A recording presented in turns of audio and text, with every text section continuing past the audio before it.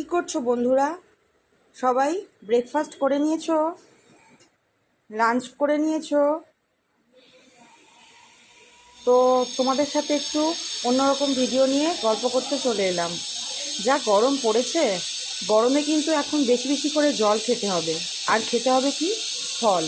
তোমরা তো দেখতেই পাচ্ছ সবাই, এখানে আমি অনেকগুলো ফল কিনে এনেছি। কী কী ফল তোমরা নিশ্চয়ই চিনতে পেরেছো।